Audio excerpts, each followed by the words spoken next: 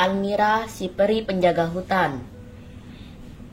Hai kawan, jumpa lagi dengan Abang Ridwan ya. Kali ini kita akan menggambar dan juga sambil menceritakan satu dongeng yang sangat bagus yang berjudul Almira si peri penjaga hutan. Bagaimanakah kisah selanjutnya? Sebelum ke alur ceritanya, pastikan untuk mensupport kita ya dengan cara like, komen, subscribe, dan nyalakan loncengnya juga ya kawan. Oke, kita langsung ke alur ceritanya ya. Almira mendapat tugas menjaga hutan.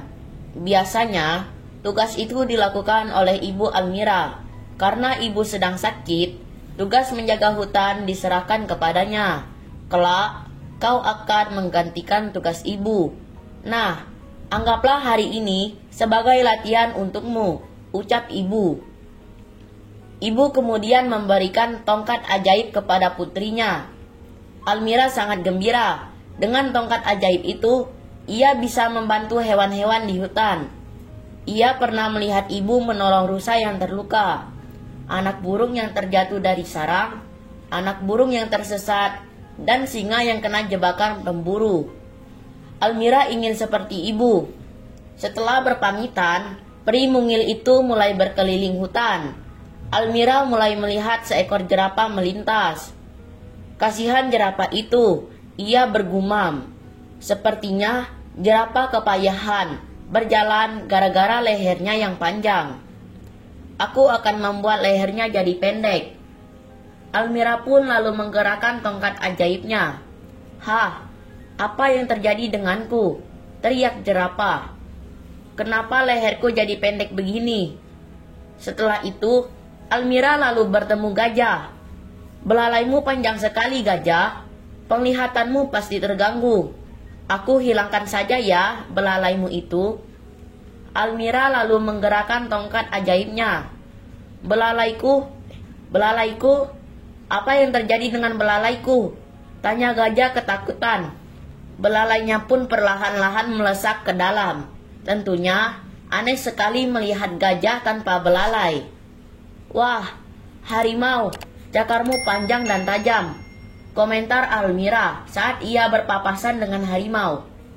Ibuku bilang, kuku tak boleh panjang.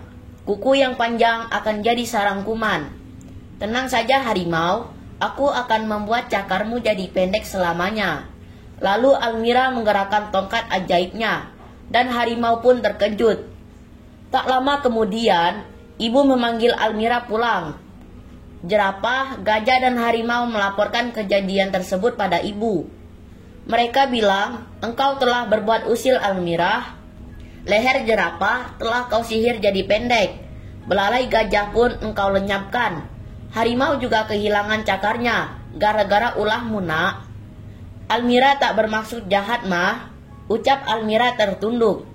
Ia lalu menjelaskan alasannya menyulap hewan-hewan itu. Ibu hanya geleng-geleng kepala mendengar pengakuan putrinya. Ibu tahu maksudmu baik, tapi bagian tubuh hewan-hewan itu memiliki kegunaannya. Leher jerapah yang panjang berguna untuk mengambil pucuk-pucuk daun pada cabang pohon yang tinggi. Dan belalai gajah berguna untuk mencabur rumput dan mengambil air. Perlu kau tahu juga, cakar harimau yang panjang dan tajam berguna untuk menangkap mangsanya. Tanpa itu semua, hewan-hewan tersebut tidak bisa mendapatkan makanan.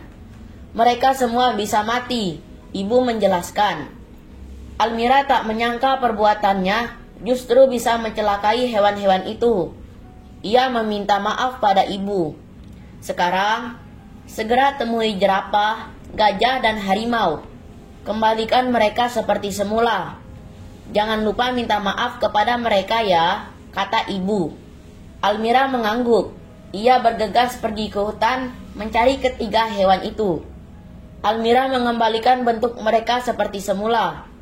Tentu saja sambil meminta maaf kepada mereka. Dan cerita pun selesai. Makasih banyak ya kawan-kawan sudah menyimak cerita kita kali ini. Sampai jumpa di kisah dan cerita yang lainnya. dalam video menggambar dan bercerita. Terima kasih ya. Bye-bye.